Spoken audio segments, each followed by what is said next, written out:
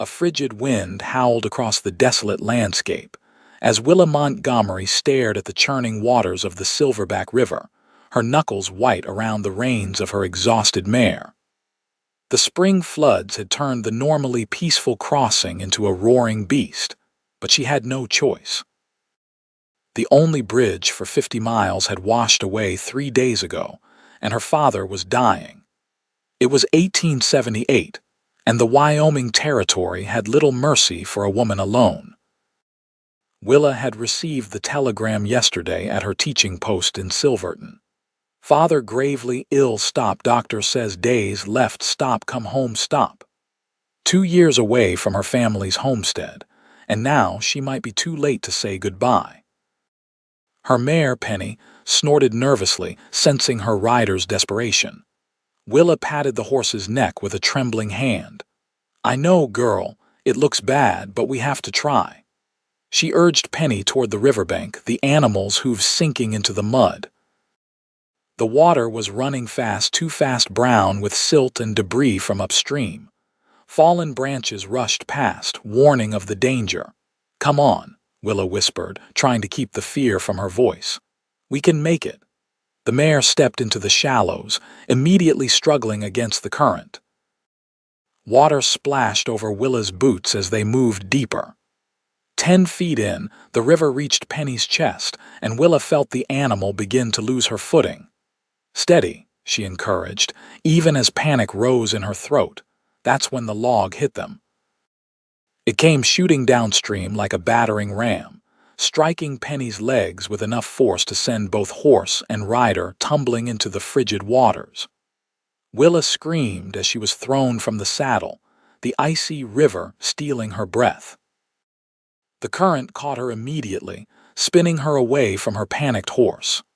Penny, she cried out, reaching desperately, but the mare was already swimming for the shore they'd left behind, instinct driving her to safety. The river pulled Willa under, her heavy skirts waterlogged and dragging her down. She fought to the surface, gasping and sputtering, only to be dragged under again. Each time she broke free, she was carried further downstream, away from her belongings, away from her route home. Her lungs burned as she thrashed against the current, her strength fading with each passing second. This was how she would die, she realized alone, drowned in a nameless stretch of the Silverback, with her father never knowing she'd tried to reach him. A flash of movement on the shore caught her eye as she surfaced again. A rider on horseback, moving fast along the riverbank, keeping pace with her. She tried to call out, but water filled her mouth, choking her cries. The rider spurred his horse into the shallows, leaning dangerously from the saddle as he extended a long branch toward her. Grab hold. His voice carried over the roar of the water. Willa lunged for the branch, her fingers closing around the rough bark, clinging to it like salvation itself. The man pulled, fighting the current as he dragged her toward shore. His horse braced against the river's pull. With one final heave, Willa felt herself lifted from the water's grasp, dragged unceremoniously onto the rocky riverbank where she collapsed, coughing and trembling. For several minutes, she could do nothing but expel water from her lungs and gasp precious air. When she finally looked up, she saw her rescuer dismounting, his expression grim beneath the shadow of his hat.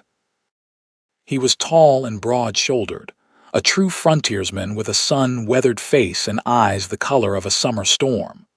A leather vest hung open over his cotton shirt, and the pistol at his hip had clearly seen use. "What in God's name were you thinking?" he demanded, towering over her. "That river's killed men twice your size." Willa pushed herself to her knees, dignity somewhat restored despite her sodden appearance. "My father is dying. I need to reach Pine Ridge before it's too late." The man's gaze softened slightly, but his frown remained. "You aim to cross alone." "That's a fool's errand, miss. I have no choice." Willa squeezed water from her sleeve, shivering in the afternoon chill. "The bridge is out, and there's no ferry for miles." The stranger shook his head, reaching down to help her stand. His hand was rough with calluses but surprisingly gentle.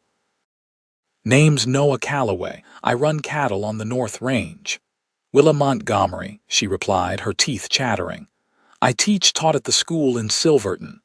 Noah looked back at the raging river, then at her bedraggled form. "Your horse make it?" "Yes," she returned to the other side. Willa felt tears threatening. Everything she owned was in those saddlebags, the last of her money, her father's letter, clean clothes. "But all my belongings."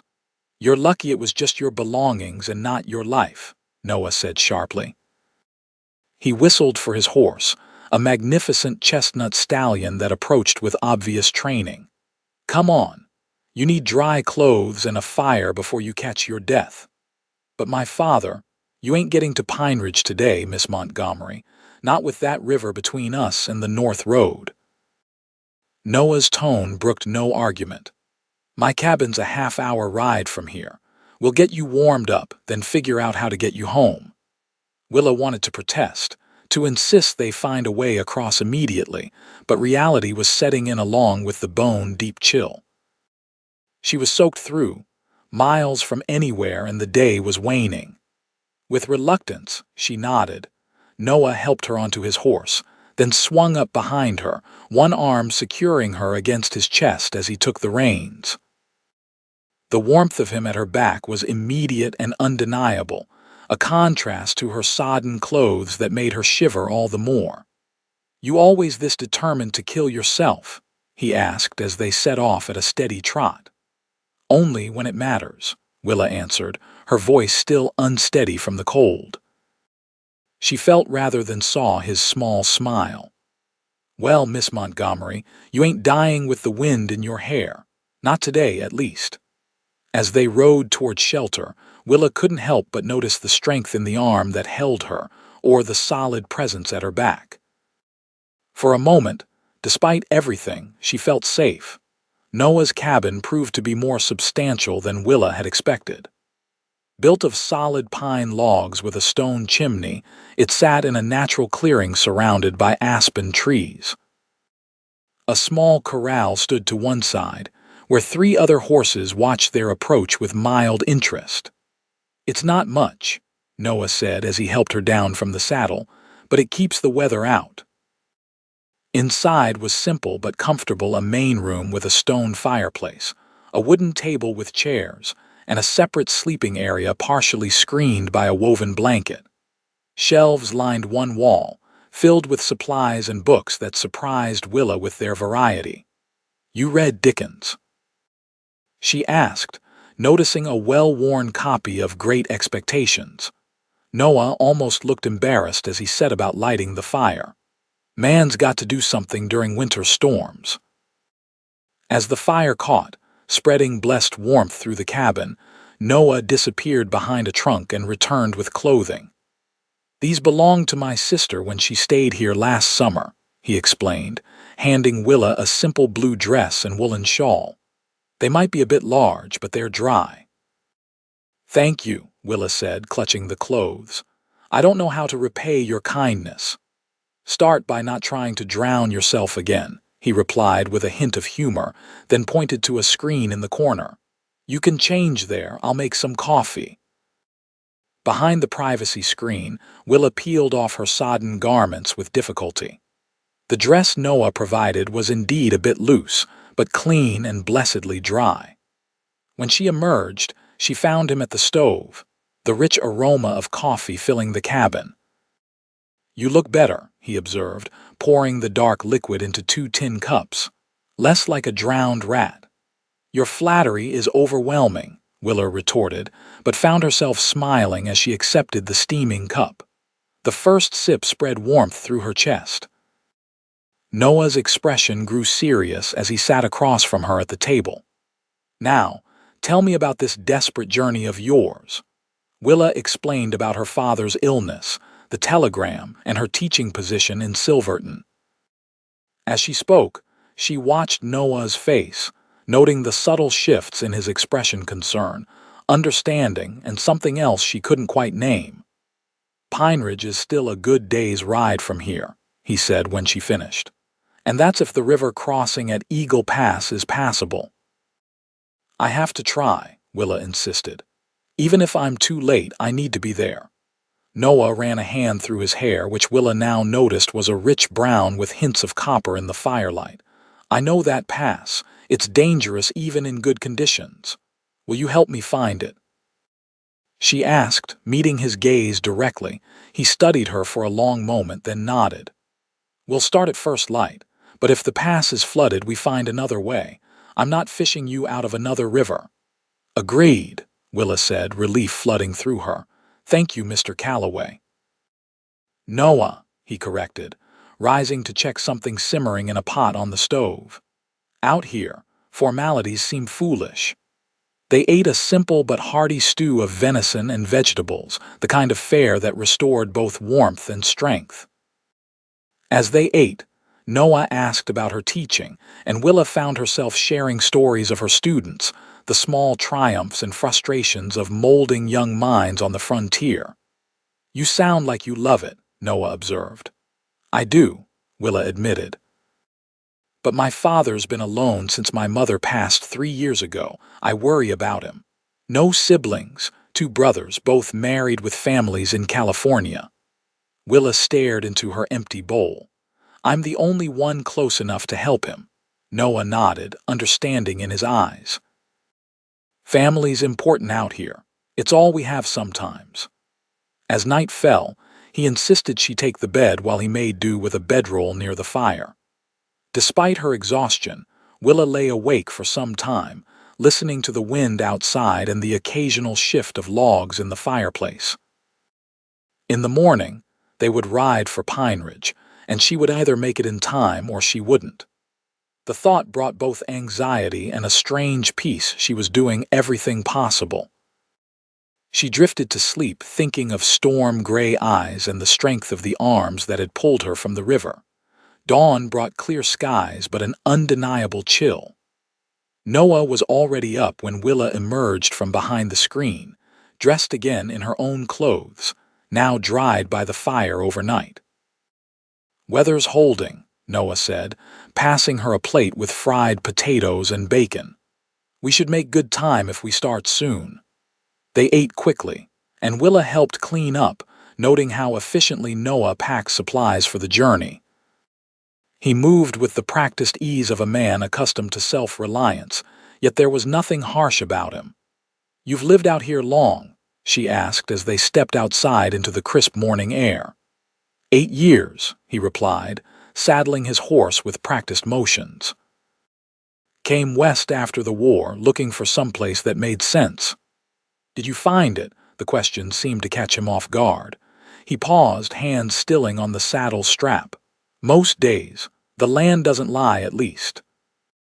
He helped her mount a dappled gray mare, explaining she was gentle but sure-footed, perfect for the trail ahead. Her name's Sage. She'll treat you right if you do the same. The journey began smoothly enough, following a winding trail through pine forests that gradually climbed into rockier terrain. Noah led the way, occasionally pointing out landmarks or signs of wildlife. He was knowledgeable about the land in a way that spoke of deep connection rather than mere familiarity. Those tracks are from a mountain lion, he explained at one point, indicating marks in the soft earth beside the trail. Fresh, too, passed through early this morning. Should we be concerned? Willa asked, eyeing the surrounding brush with new wariness. Noah shook his head. They avoid people when they can, but it never hurts to stay alert. By midday, they reached a ridge that offered views across miles of rugged country. Noah reined in, pointing southeast. Pine Ridge is beyond those foothills. The pass we're heading for is through that notch in the mountains. Willa shaded her eyes, taking in the vast landscape. It's beautiful. That it is. There was genuine appreciation in Noah's voice. Easy to forget when you're fighting it every day. They continued on, the trail growing steeper and more challenging. Twice they had to dismount to lead the horses around particularly difficult sections. Despite her determination, Willa found herself tiring, the previous day's ordeal taking its toll. Noah noticed. We'll rest at the stream ahead.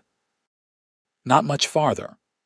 The promised stream appeared a short time later, a clear, rushing brook cutting through a small meadow. They dismounted, allowing the horses to drink while they stretched their legs. Willa splashed cool water on her face, refreshing herself. When she straightened, she found Noah watching her, his expression thoughtful. "What?" she asked, suddenly self-conscious. He seemed to debate whether to speak, then said, "Most women I know would be falling apart after what you've been through. You're made of stronger stuff." "Necessity," Willa replied, though the compliment warmed her. "When you're responsible for 30 children in a one-room schoolhouse, you learn to be resilient." "Is that what took you to Silverton?" "Teaching, partly."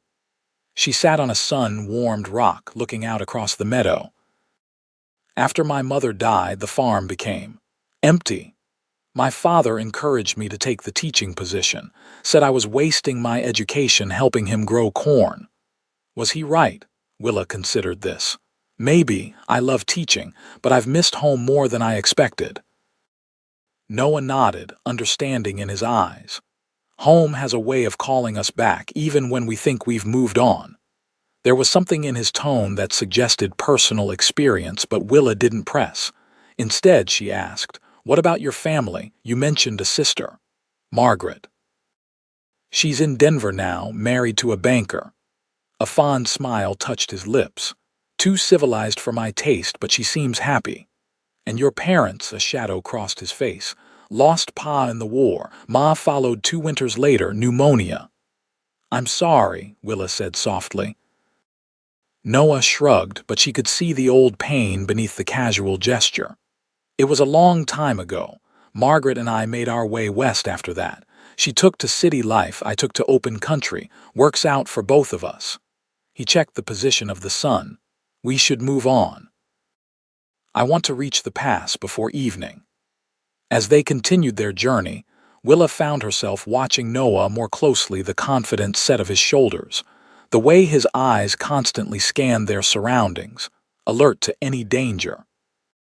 There was something reassuring about his presence, a steady reliability that contrasted sharply with the uncertain future awaiting her in Pine Ridge. The trail grew narrower as they approached Eagle Pass, hugging a cliff face with a steep drop to one side. Noah led the way, occasionally calling back warnings about loose stones or tricky footing. Despite her growing fatigue, Willa stayed alert, trusting Sage to follow Noah's stallion. They rounded a bend, and suddenly the pass came into view, a narrow gap between towering rock walls, with the continuation of the trail visible on the far side. Between them, however, rushed a tributary of the Silverback, swollen with spring meltwater. Noah dismounted, surveying the crossing with a practiced eye. "It's higher than usual, but not impossible. The bottom's rocky but solid." Willa climbed down from Sage, joining him at the edge. The water moved swiftly but was much narrower than the main river, perhaps 30 feet across. "We'll take it slow," Noah decided. "I'll go first with Thunder, then you follow with Sage. Keep her head upstream and let her find her footing." He mounted his stallion and urged him forward. The big horse entered the water confidently, moving with careful steps as the current swirled around his legs. At the deepest point, the water reached Thunder's chest, but he maintained his footing, emerging safely on the far bank. Noah turned, gesturing for Willa to follow. "Nice and easy." He called over the rush of water. Willa took a deep breath, mounted Sage, and nudged her forward. The mare hesitated at the water's edge, snorting nervously. "It's all right, girl," Willa murmured, patting her neck. "We can do this." Sage stepped into the water, her ears flicking back and forth as she tested each step. Willa kept the reins loose, allowing the horse to choose her path, just as Noah had instructed. The cold water splashed against her boots as they reached the middle of the crossing. That's when they heard a low rumble from upstream that made both horses jerk their heads up in alarm. Noah's expression changed instantly. "Hurry," he shouted. "Get across now." Willa didn't hesitate, urging Sage forward with more urgency. The mare sensed the danger and lunged for the far bank, just as a surge of water and debris came rushing around the bend above them. The flash flood, likely caused by a dam of branches breaking upstream, hit with surprising force. Sage was already scrambling onto solid ground when the wave struck, but the power of it caught her hindquarters, nearly washing her back into the current. Willa clung to the saddle as the mare fought for purchase, her hooves sliding on wet stone. Then Noah was there, grabbing Sage's bridle and hauling with all his strength, helping the panicked horse find solid footing. Together, they stumbled clear of the raging water just as logs and branches rushed through the crossing where they had been moments before. Willa slid from the saddle, her legs trembling with the aftermath of fear. Noah steadied her with a hand on her arm, his face tight with concern. "Are you all right?"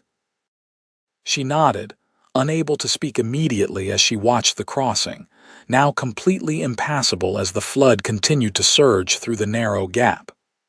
"That was too close," Noah muttered, checking Sage for injuries. Finding none, he turned back to Willa. "You handled that well." "I followed your instructions," she replied, finally finding her voice. Many wouldn't have kept their head. He looked at the raging water, then back at her with newfound respect. "You're quite something, Willa Montgomery." The use of her first name sent an unexpected warmth through her chest. "Thank you for helping us," she said quietly. Noah's gaze lingered on her face for a moment before he turned away, checking their supplies. "We should move on. The trail gets easier from here, but we've lost time with that crossing." The path beyond Eagle Pass descended gradually into pine forest, the going indeed easier than the rocky climb they'd navigated earlier. As they rode, Willa found herself watching the set of Noah's shoulders, the confident way he sat in the saddle. There was something undeniably attractive about his quiet competence, his lack of pretense. "How far to Pine Ridge now?" she asked, breaking the comfortable silence that had settled between them. "Another 3 hours' ride," Noah replied, glancing at the sun's position. "We'll make it before dark, but only just." "I've been away too long," Willa admitted. "The country seems both familiar and foreign at the same time." Noah nodded in understanding. "That's how it is when you leave a place. It changes without you, or maybe you're the one who changes." "Both, perhaps," she mused. "I'm not the same person who left 2 years ago." "Teaching will do that," Noah said. "Responsibility shapes a person. You sound like you speak from experience." He was quiet for a moment before answering. "After my parents died, I had to grow up fast. Margaret was still young, needed someone to look out for her. You did well by her from the sound of it." Noah shrugged, though she could see her words had affected him. "I did what needed doing, same as anyone would." "Not everyone," Willa corrected gently. "Some would have walked away from the burden." He glanced back at her, something unreadable in his expression. "Is that what your brothers did, walked away?" The question stung with its accuracy. "They had their own paths," she said diplomatically. "California offered opportunities they couldn't find in Wyoming, and left your father alone," Noah observed. "Not alone," Willa reminded him. "I was there until 2 years ago, and now you're going back." It wasn't a question, but there was something in his tone, approval, perhaps, or simply acknowledgement of a shared value. "Yes," she confirmed, though the simplicity of the answer belied the complexity of her feelings. Going back meant leaving teaching, leaving independence, returning to a life she deliberately stepped away from. They rode in silence for some time, each lost in private thoughts as the trail wound through stands of pine and aspen. Occasionally, Noah would point out a hawk circling overhead or the tracks of deer crossing their path. His awareness of the natural world was impressive, born of years living in harmony with the land. The afternoon was waning when they crested a final ridge, And there in the valley below lay Pine Ridge, a small settlement of perhaps 50 buildings nestled against the base of the mountains. Smoke rose from chimneys, and Willa could make out the church steeple, the general store, and farther out, scattered homesteads. Her heart clenched at the familiar sight. "There it is," she breathed. Noah reined in beside her, following her gaze. "Which one's your father's place?" Willa pointed to a farmhouse set back from the others, near a creek that glinted in the late afternoon sun. "There, the white house with the red barn." They descended into the valley, the horses picking up their pace at the scent of hay and water ahead. As they drew closer to town, Willa felt a strange mixture of homecoming and trepidation. What would she find when they reached her father's farm? Would she be too late? The main street was quiet as they rode through, though a few people glanced their way with curious expressions. Willa recognized the baker's wife, who waved hesitantly, clearly trying to place her after 2 years' absence. "Folks seem to know you," Noah observed. "It's a small town," Willa replied. "Everyone knows everyone." They turned onto the dirt road leading to her father's property. As they approached, Willa could see that the place was well maintained, the fence mended, the fields plowed for spring planting. Someone had been caring for it, despite her father's illness. A woman stepped onto the porch as they approached, shading her eyes against the setting sun. It took Willa a moment to recognize Martha Jensen, the widow who lived on the neighboring farm. "Willa," Martha called, hurrying down the steps as they dismounted. "Oh, thank heavens you've come." "Mrs. Jensen," Willa greeted her, anxiety rising. "My father is he." "He's alive, dear," Martha assured her quickly. "Dr. Lewis is with him now. Your timing is providence itself." Relief washed through Willa, leaving her momentarily weak. Noah's hand appeared at her elbow, steadying her without comment.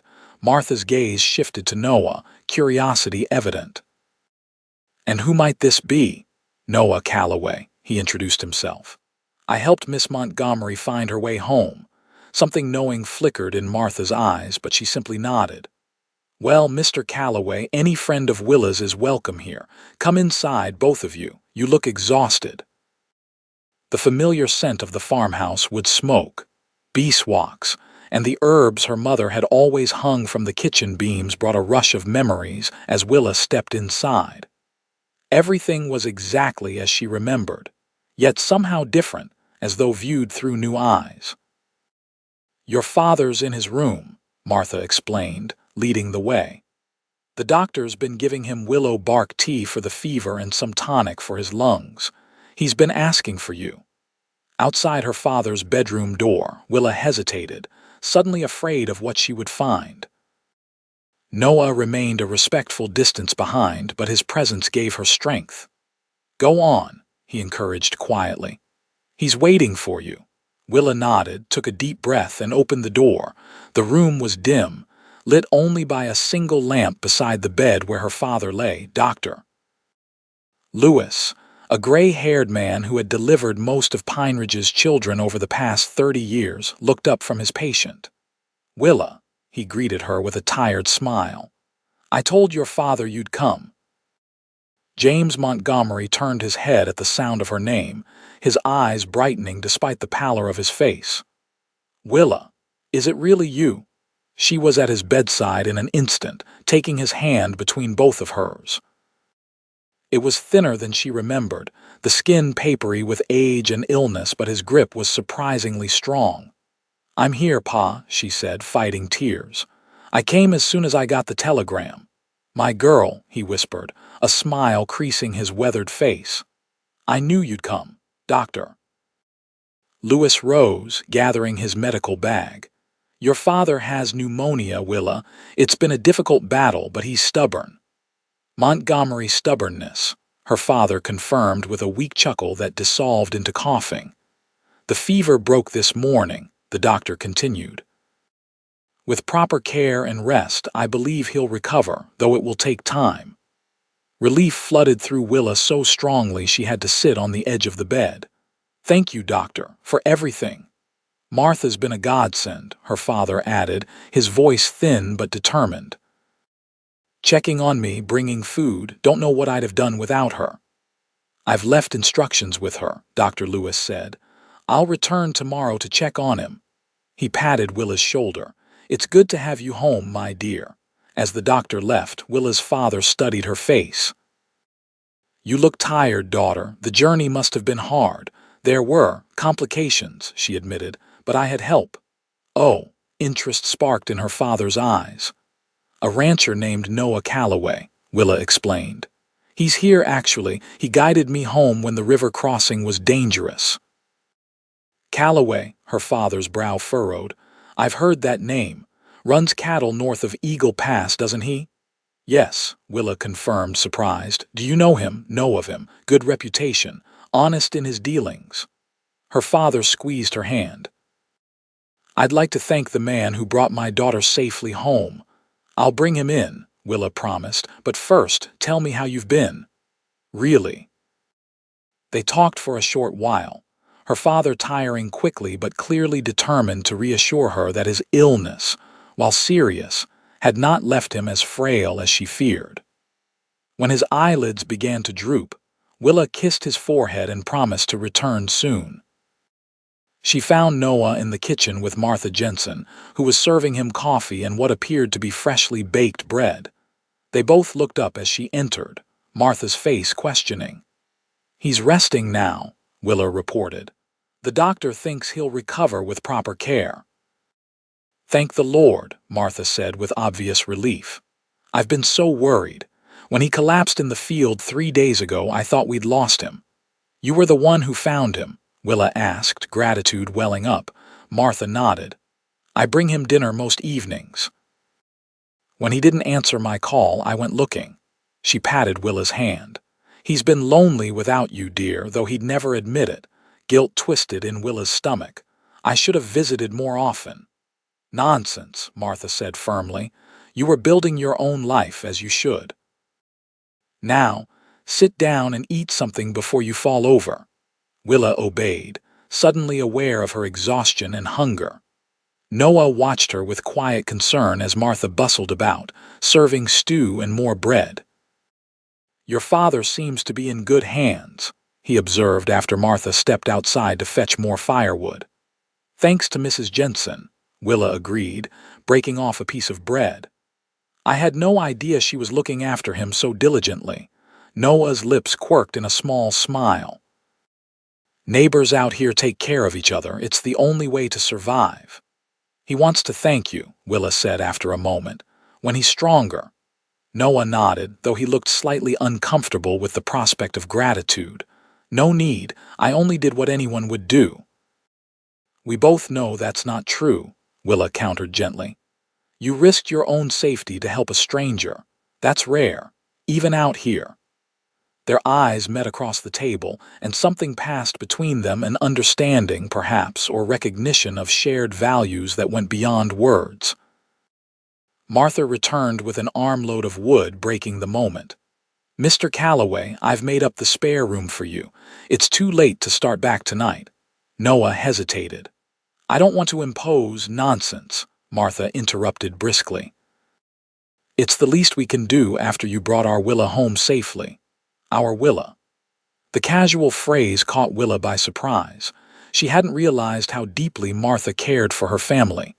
Please stay, Willa added. The roads aren't safe after dark, and you must be as tired as I am. Noah relented with a nod. Thank you. I'll see to the horses first. I'll help, Willa offered, rising from the table.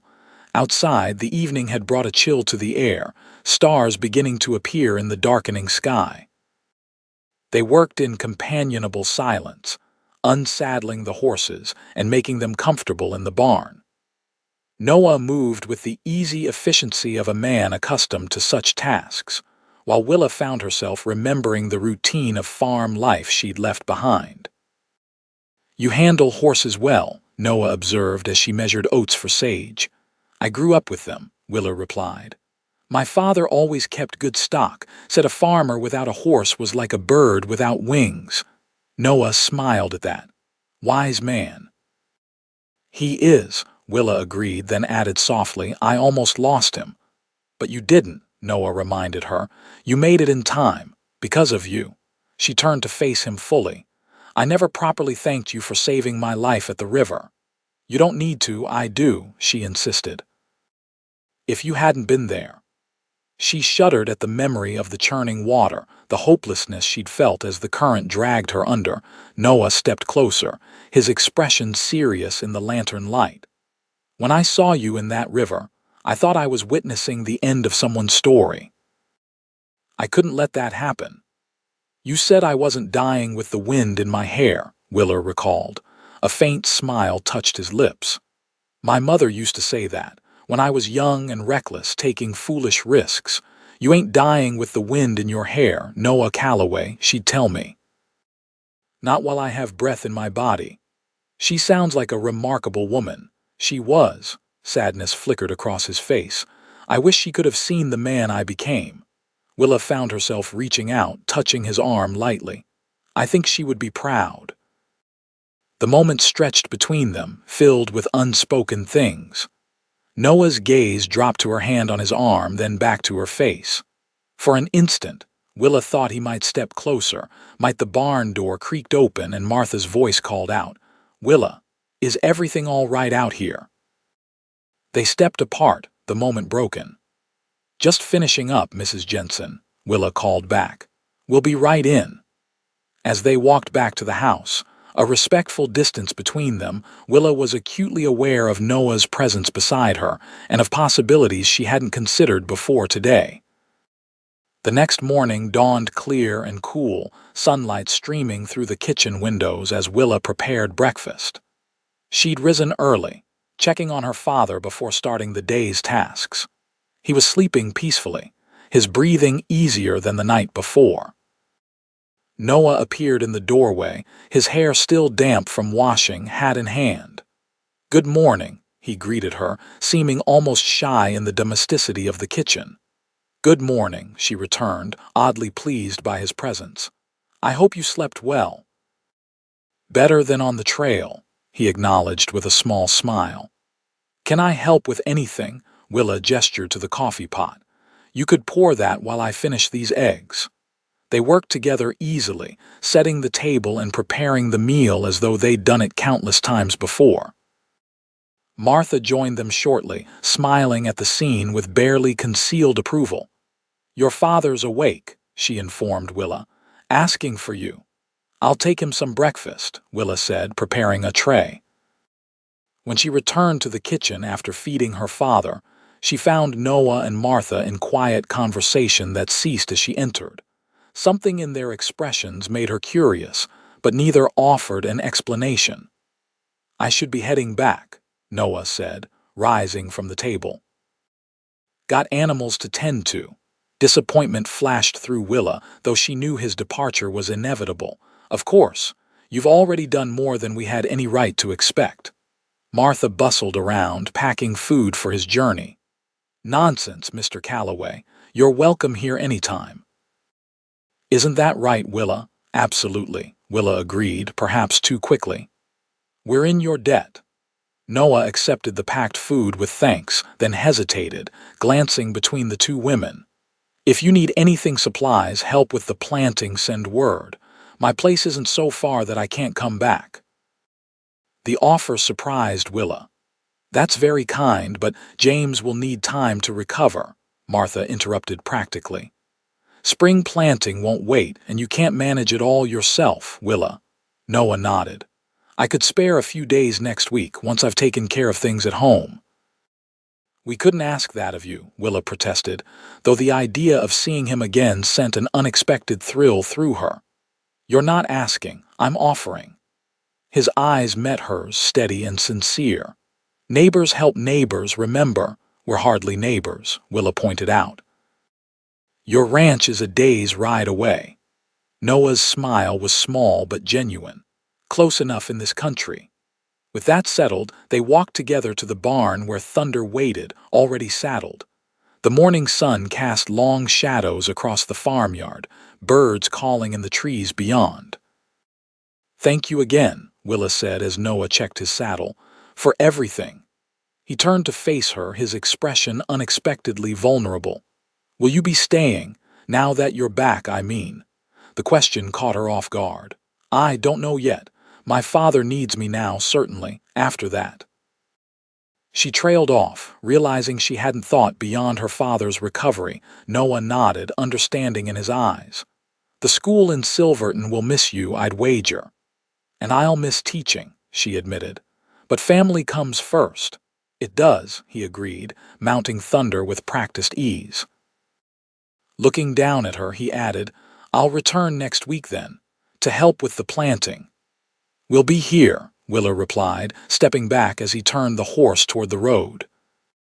She watched him ride away, a curious mixture of emotions swirling within her. Gratitude, certainly, but also something more, something that made her heart beat faster when she thought of his promised return. Martha appeared beside her, a knowing look on her face. Fine man, that Mr. Calloway. Willa felt herself blushing. He's been very kind. Martha hummed, not fooled for an instant. The kind that doesn't come along every day. Mrs. Jensen, Willa protested, though without much conviction. The older woman just chuckled. Come along, dear. Your father's asking for you again.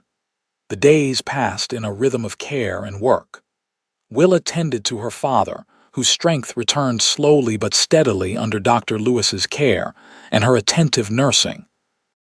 She also tackled the spring tasks around the farm, mending fences, cleaning out the chicken coop, preparing the garden for planting.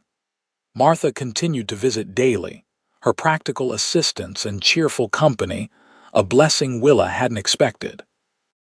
Through her, Willa learned more about the town's happenings during her absence, including the fact that her father had turned down several offers to buy the farm over the past year. He wouldn't consider it, Martha explained as they shelled peas on the porch. Said it was your inheritance, not his to sell. He never mentioned that in his letters, Willa mused, troubled by the revelation. Had her father been struggling more than he'd let on? James isn't one to burden others with his troubles, Martha said gently. Especially not his children. When her father was strong enough to sit up for extended periods, Willa brought up the subject. Why didn't you tell me about the offers for the farm? James Montgomery sighed, gazing out the bedroom window at the fields beyond. Didn't want you worrying. You were building a life in Silverton. But if you needed money, it wasn't about money, he interrupted. This land was your mother's dream as much as mine, our legacy to you and your brothers. His weathered hand covered hers. I couldn't sell it without consulting you, and I didn't want to call you back before you were ready. Willa's throat tightened with emotion. I would have come. I know, he said simply. That's why I didn't ask. As the week progressed, Willa found her thoughts turning frequently to Noah. Would he really return as promised? And why did the prospect fill her with such anticipation? She was in the barn, repairing a harness on the 5th day after his departure, when she heard hoofbeats approaching. Her heart quickened as she stepped outside, shading her eyes against the afternoon sun. Noah rode into the yard, but he wasn't alone. A wagon followed behind, driven by a young man Willa didn't recognize. Miss Montgomery, Noah greeted her, dismounting with a smile that transformed his serious face. I hope we're not intruding. Not at all, Willa assured him, suddenly conscious of her work-stained dress and loosened hair. We weren't expecting you until tomorrow. Got my affairs in order sooner than expected. He gestured to his companion who was climbing down from the wagon. This is Daniel Hayes, works for me sometimes. Brought some supplies I thought might be useful. Daniel tipped his hat politely. Madam. Willa returned the greeting, then peered curiously at the wagon's contents. Seeds, tools, even what appeared to be young fruit tree saplings were carefully arranged in the bed. What's all this? She asked, turning back to Noah. Noticed your orchard could use some new stock, he explained, almost apologetically, and thought you might need seed corn after being away. The thoughtfulness of it touched her deeply. That's incredibly generous, but I can't possibly consider it neighborly, Noah interrupted gently. You can pay it back when the harvest comes in. Before she could protest further, her father's voice called from the porch where he sat in a rocking chair, enjoying his first extended time outdoors since his illness. Mr. Calloway, come up, and let me thank you properly for bringing my daughter home. Introductions were made, hands shaken, and gratitude expressed with the straightforward sincerity of men accustomed to plain speaking. Willa watched her father and Noah together, struck by the instant rapport between them despite their difference in age. You have a fine piece of land here, Mr. Montgomery, Noah observed, looking out across the rolling fields. Built it with these hands, her father confirmed proudly. With my Elizabeth beside me every step, Willa's mother, he added in explanation. I wish I could have known her, Noah said with genuine respect. Must have been quite a woman, that she was. James Montgomery's eyes crinkled with remembered love. Seems to me her daughter takes after her in all the best ways. Willa felt herself blushing at her father's praise, and the way Noah's gaze turned to her, warm with something more than simple agreement. Daniel cleared his throat politely. Should I start unloading, Mr. Calloway? Yes, of course. Noah turned back to James. With your permission, sir, we'd like to help get your fields ready for planting. Spring's moving along and time's short. I'd welcome the help, James admitted. Not as young as I used to be, even before this illness. Martha appeared from the kitchen, wiping her hands on her apron. And you won't be doing any plowing yourself for a while yet, James Montgomery, doctor's orders. For the rest of the afternoon, Noah and Daniel worked in the fields with the plow horse, preparing the soil while Willa and Martha planted the kitchen garden. The easy camaraderie of shared work filled the farmyard with conversation and occasional laughter. As evening approached, Martha insisted that Noah and Daniel stay for dinner. I've made enough to feed an army, she declared, and it's too late to start back now. No one argued with her logic, though Willa caught a look between Noah and her father that suggested some prior arrangement.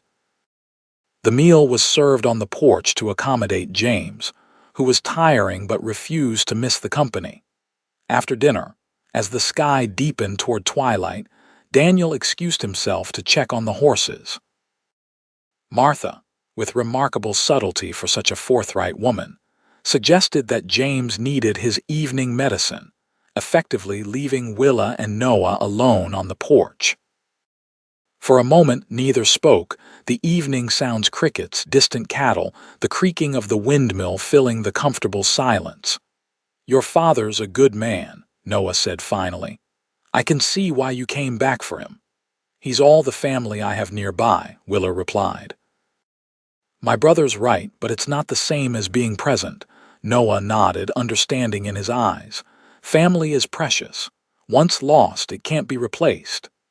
Is that why you stayed in Wyoming after your sister moved to Denver? Willa asked.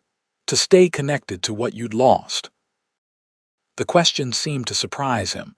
He considered it for a long moment, watching the first stars appear. Maybe, in part, this land was where we made our new start after the war. It holds memories. Good ones, I hope. Mostly, he admitted, though the first winters were hard. But there's something about working your own land, answering to no one but yourself and the seasons. He trailed off, then added quietly, it's freedom in its way. I understand that, Willa said. I felt something similar teaching. Creating my own little world in that schoolhouse, watching children grow under my guidance. Do you miss it? Noah's gaze was direct, genuinely interested in her answer. Yes, she admitted. But I've missed this too, the farm, the rhythm of country life, even the smell of fresh-turned earth. She smiled slightly. Is that strange? Not to me, Noah assured her. Some people belong to a place as much as to other people. Sounds like you might belong to both. The insight struck Willa as remarkably perceptive. Perhaps I do. I just don't know how to reconcile them. Noah was silent for a moment, then said carefully, "The school in Pine Ridge lost their teacher last month. Married a railroad man and moved to Cheyenne." Willa straightened, surprised. "How do you know that?" A hint of color touched Noah's cheeks. "I may have asked about it in town when I was gathering supplies." "You asked about the school? For me?" The thought warmed her unexpectedly. "Seemed like information you might want," he said simply. Before Willa could respond, Martha returned, effectively ending their private conversation. But throughout the evening, as they sat together, listening to her father's stories and Martha's gentle teasing, Willa found herself increasingly aware of Noah's presence beside her, and of possibilities opening before her like flowers to the sun. The next morning brought a flurry of activity. Noah and Daniel were determined to finish plowing the north field before they left, while Willa and Martha focused on planting the vegetable garden and setting the new fruit tree saplings. James supervised from his chair, offering advice and occasional direction. By midday, the work was well advanced. Willa brought water to Noah and Daniel in the field, pausing to admire their progress. "You've accomplished more in a day and a half than I could have in a week," she admitted, handing Noah a dipper of cool water. He drank deeply before answering. "Many hands make light work. Your father would have done the same for any neighbor." "Still," Willa insisted, "we're grateful. I'm grateful." Their eyes met, and something passed between them, something warm and promising that made Willa's breath catch. Daniel, with tactful timing, suddenly remembered a tool he needed from the wagon, leaving them momentarily alone among the freshly turned furrows. "I'll be returning to my ranch tomorrow," Noah said after a moment. "But I'd like to come back if that's agreeable. To check on the saplings, help with the corn planting." "That would be very welcome," Willa replied, her heart beating faster at the prospect. Noah took a step closer, his voice lowering. "It's not just the farm that draws me back, Willa." The directness of the statement, the use of her first name, sent warmth spreading through her. "I'm glad," she admitted softly. "I've enjoyed your company." A smile broader and more open than any she'd seen from him transformed his face. "Is that a polite way of saying you don't mind having me underfoot?" Willa laughed, the sound carrying across the fields. "Something like that."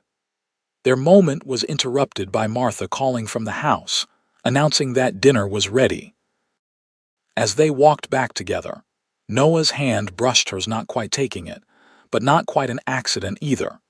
The meal was lively, with her father in good spirits and Martha clearly enjoying having a full table to feed. Noah and Daniel shared stories of ranch life, while Willa found herself describing her adventures in teaching with more animation than she'd expected. As the afternoon waned, it became clear that Noah and Daniel needed to start their journey back if they wanted to reach town by nightfall. "You've done more than enough," James assured them as they prepared to leave. "This old farm hasn't seen such activity in years." "We'll be back next week," Noah promised, shaking the older man's hand, "to help with the planting." Willa walked them to the wagon, where Daniel tactfully busied himself checking the harness, giving her and Noah a moment of privacy. "Thank you," she said simply, "for everything." "I meant what I said," Noah told her, his voice low. "It's not just the farm." Willa's heart fluttered. "I'll look forward to your return then." His hand reached out, briefly touching her cheek in a gesture so gentle it almost undid her composure. "Take care of your father and yourself." "I will," she promised. She stood in the yard long after they'd gone, watching until the wagon disappeared from sight, her mind full of gray eyes and quiet words that promised more than mere neighborly assistance. The week that followed passed in a whirl of activity. Dr. Lewis pronounced James well enough to move about the house and yard freely, though still prohibited from heavy labor. Willa divided her time between caring for her father, maintaining the farm, and helping Martha with the countless tasks that made up rural life. She also paid a visit to Pine Ridge's town council, inquiring discreetly about the vacant teaching position. The mayor, a portly man who'd known her since childhood, was delighted at her interest. "Would be a blessing to have you, Miss Montgomery," he assured her. "These young ones need a proper education, and you've proven your abilities in Silverton." "I haven't decided yet," Willa cautioned him. "My father's health is my priority at present." Of course," he agreed readily. "But the position is yours if you want it. School doesn't start again until September, so there's time to consider." The possibility settled in her mind, growing more appealing as she thought about it. Teaching in Pine Ridge would allow her to remain on the farm with her father while still pursuing her vocation. It seemed almost too perfect a solution. And then there was Noah. His promised return occupied her thoughts more than she cared to admit, even to herself. Martha noticed. Of course, little escaped the widow's sharp eyes, but limited her comments to knowing smiles and the occasional remark about fine men being scarce in these parts. True to his word, Noah returned the following week, this time alone but with another wagon of supplies: seed corn, more saplings, and building materials for repairs to the barn roof. His arrival sent a jolt of happiness through Willa that was impossible to disguise. "You're spoiling us with all these supplies," she teased as he unloaded the wagon. "Consider it an investment," Noah replied with a smile that made her pulse quicken. "Good neighbors make for good country." This visit established a pattern. Noah would arrive every few days, sometimes staying overnight in the spare room, sometimes returning to town where he'd taken temporary lodgings to be closer. They worked together on the farm, planting corn, mending fences, repairing the barn, falling into an easy partnership that felt remarkably natural. In the evenings, they would sit on the porch, sometimes with her father and Martha, sometimes alone, talking of everything and nothing.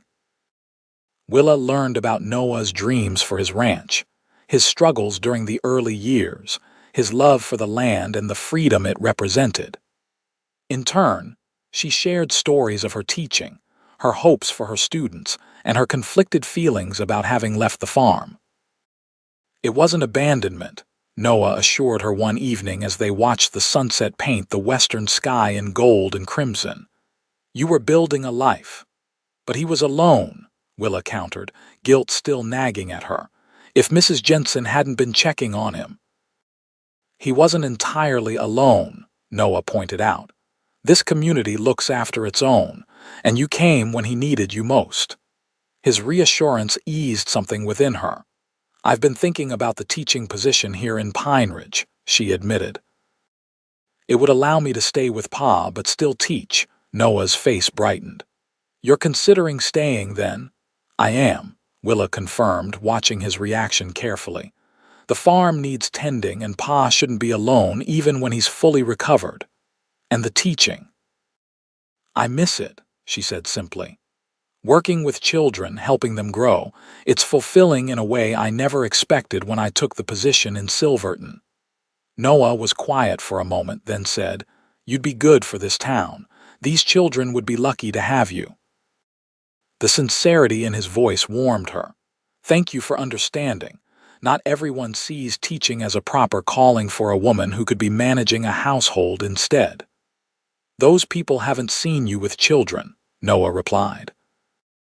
"Or don't understand that a calling isn't something to be ignored, regardless of who receives it." His perception touched her deeply. "Is ranching your calling, then?"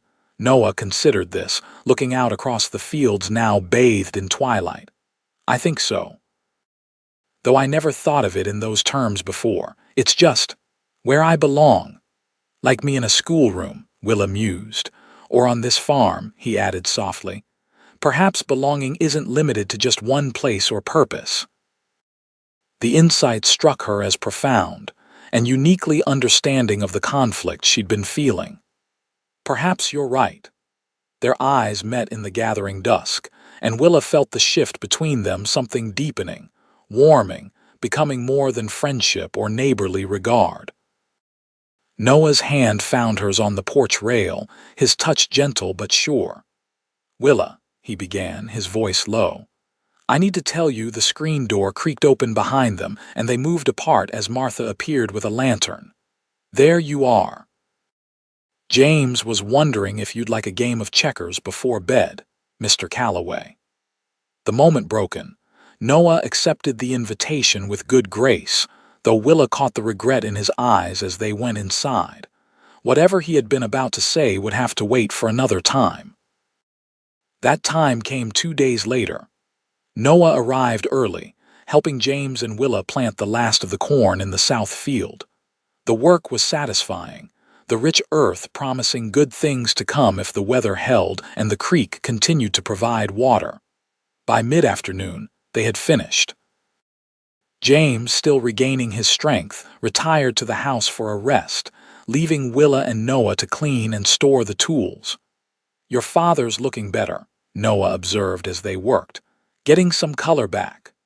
"Dr. Lewis says he's made remarkable progress," Willa agreed, "though he still tires easily."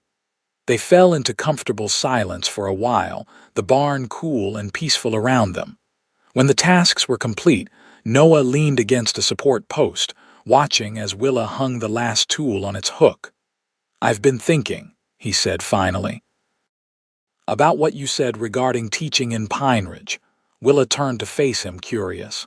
"Oh, if you took that position, you'd be staying here permanently?" "Yes," she confirmed.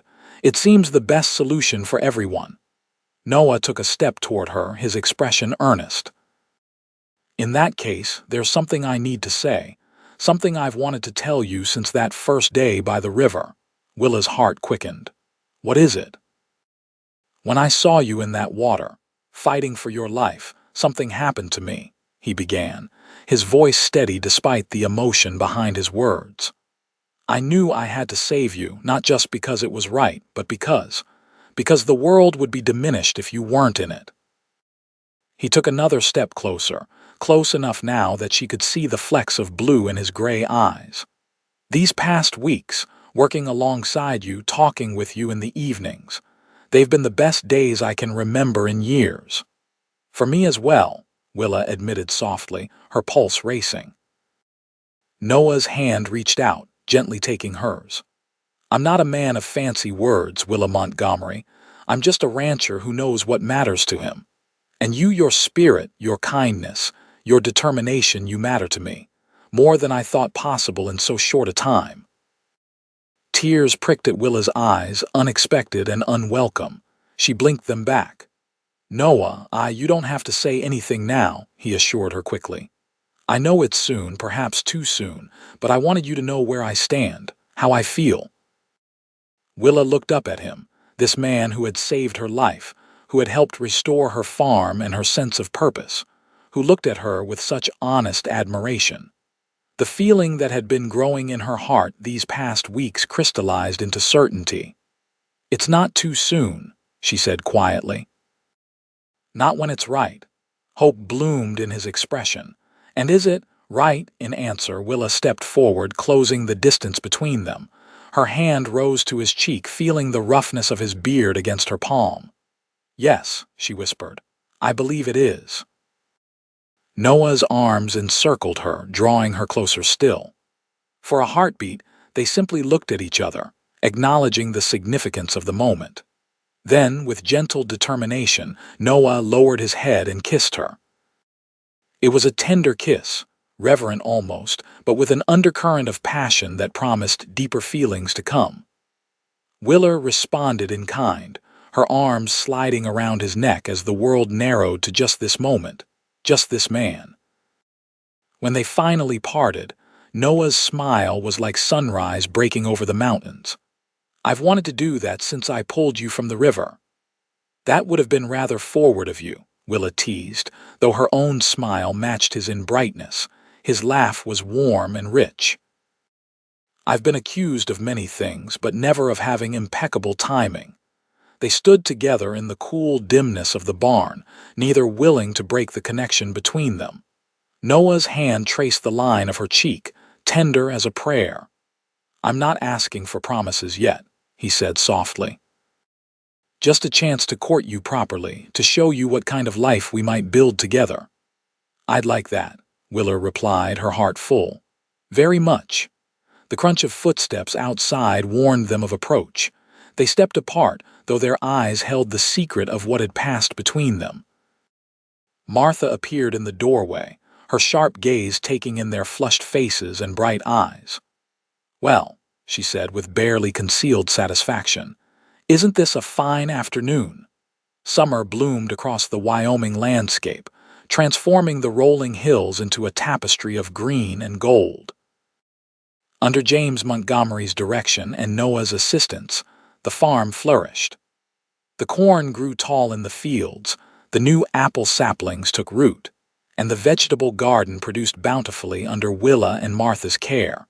True to his word, Noah courted Willa with respectful determination. He rode from his ranch twice a week, sometimes staying for a few days to help with the farm work, sometimes taking Willa for rides across the countryside to show her his favorite places, a hidden waterfall, a meadow of wildflowers, a ridge that offered views clear to the distant mountains. Their courtship was witnessed with approving eyes by both James and Martha, who exchanged knowing glances whenever the young couple rode out together, or sat talking late into the evening on the porch. "He's a good man," James commented to his daughter one morning as they watched Noah mend a section of fence. "Solid, reliable. He is," Willa agreed, unable to keep the warmth from her voice. Her father studied her face with fond understanding. "And more than that to you, I'd wager." Willa felt herself blushing. "Yes, Pa, much more." In July, Willa officially accepted the teaching position at Pine Ridge School. The town council was delighted and preparations began for the September term. Noah helped her repair and paint the small schoolhouse, working alongside other community members who welcomed the return of their former neighbor with open arms. As August ripened toward harvest, Noah invited Willa to visit his ranch. They rode out early one morning, following the trail through Eagle Pass, now safely passable in the summer drought, and into the rolling grasslands beyond. Callaway Ranch came into view as they crested a low hill, a sturdy log house with a wide porch, several outbuildings, and a corral where horses grazed in the morning sun. Beyond stretched fenced pastures where cattle dotted the landscape. "It's beautiful," Willa said honestly, taking in the peaceful scene. "It's home," Noah replied simply. "Built most of it myself over the years." They spent the day exploring the property, the house with its surprisingly comfortable furnishings, the barn where Noah showed her a new foal born just weeks earlier, the creek that provided water year-round, and the rolling pastures that supported his growing herd. As the afternoon waned, they sat on the porch, looking out over the land that Noah had shaped with his own hands. "I can see why you love it here," Willa said, accepting a cup of coffee from him. "There's a sense of permanence, of belonging." Noah nodded, settling beside her. "It took years to feel that way. At first, it was just survival, getting through each season, building what was necessary, nothing more. But over time, it became home," Willa finished for him. "Yes." His gaze was thoughtful as it moved across the familiar landscape. "Though lately, I've been thinking it lacks something important." "What's that?" Noah turned to her, his expression suddenly vulnerable. "A family to share it with." The simple statement carried the weight of his hopes, his dreams for the future. Willa's heart quickened as she met his gaze. "Noah." He set his coffee aside, taking her hands in his. "I had a speech prepared," he admitted with a self-deprecating smile. "Practiced it for days. But now that you're here, it seems simpler to just say what's in my heart." He shifted, kneeling before her on the rough planks of the porch. "Willa Montgomery, from the moment I pulled you from that river, my life has been headed toward this question. I love you, your spirit, your kindness, your determination to do what's right for those you care about." I want to build a life with you, here or on your father's farm or wherever our path leads us." From his pocket, he withdrew a small velvet box, opening it to reveal a delicate gold ring set with a single pearl. "This was my mother's. I'd be honored if you would wear it as my wife." Tears of joy sprang to Willa's eyes. "Yes," she whispered, then more firmly, "yes, Noah Calloway, I will marry you." His smile was radiant as he slipped the ring onto her finger, then rose to take her in his arms. Their kiss was tender at first, then deepening with the promise of the life they would build together. When they finally parted, Willa rested her forehead against his. "I love you," she said simply. "More than I thought possible when a stern cowboy told me I wasn't dying with the wind in my hair." Noah laughed, the sound joyful and uninhibited. "Best decision I ever made, riding along that river that day." "For both of us," Willa agreed, her heart full to overflowing. They were married in October, after the harvest was in and before the winter snows began. The ceremony took place in Pine Ridge's white-steepled church, with Martha Jensen beaming in the front pew beside James Montgomery, who walked his daughter down the aisle with proud, if slightly unsteady, steps. The entire community turned out for the celebration that followed, with tables laden with food, music from local fiddlers, and dancing that continued well into the evening.